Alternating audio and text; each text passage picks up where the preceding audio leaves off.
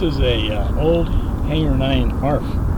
Probably came out maybe 7-8 years ago, I would guess. But it's just got it from the hobby store, brand new, in the box. And we put a Hacker 880 outrunner electric motor on it with the Hacker 170 controller. And it's got a 10S battery pack, a 10S 8400, their Thunderpower. It's pitched, the propeller is a Mejzlik 2615E, and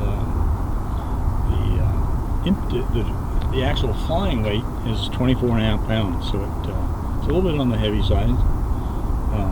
Typically, if it were gas, it'd probably be around 21.5. So we're probably packing an extra 3 pounds, and that's mostly the extra battery weight, or the battery weight itself. Anyway, this is the first flight. It was just put together by a gentleman out in Coolidge by the name of Larry, and we charged the batteries and put it in it, and the flight went almost expected, with the exception of the landing flare. I wasn't used to a 15-inch pitch, so when I was pulling the power off, it wasn't really slowing down like I was normally would expect. But anyway, we just kept making more patterns, more passes, and finally got it almost in front of the camera for the landing, not quite. And we just haven't checked the current voltage on the batteries, but they were just barely warm, so we didn't pull those too hard at all. The outside temperature, just for reference, right now is about 70 degrees Fahrenheit. So pretty easy on the batteries, and in flight probably pulled it half to 3/4 throttle, which I'm not sure where that is on the power rating, but probably in the order of 3,000 to 4,000 watts. Didn't use full power on takeoff just because it got airborne and it was off.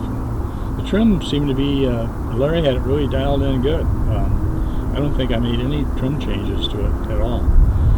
I should have made a little bit of trim change to the rudder, and I didn't have it quite turned on directionally, but other than that, it was pretty good for a first flight. I'm really pleased.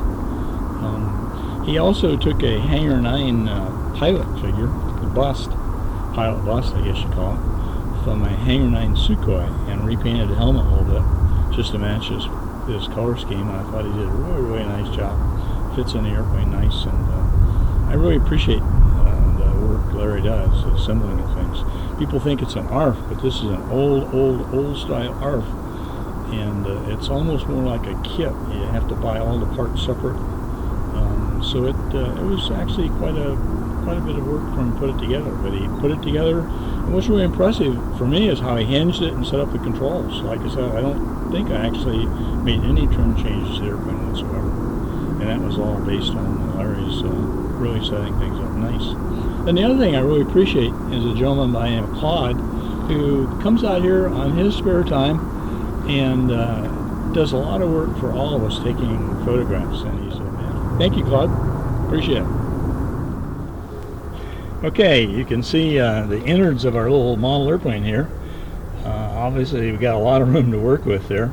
The battery pack, like I mentioned before, it's a 10S 8400. It's actually 4 5S's put together, 2 in series and 2 in parallel. So we got a total there of 10S 8400.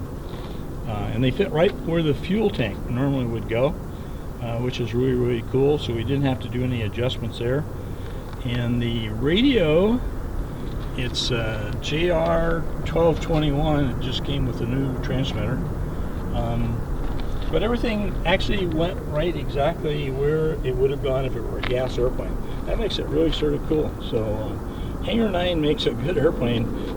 To put electric in them, you really just have to bolt the electric motor on, the controller, put the batteries where the fuel tank goes, put the receiver where they would normally recommend putting it, and you've got a balanced airplane. So Hanger 9, thanks a lot. You give us some great model airplanes to convert over to electric.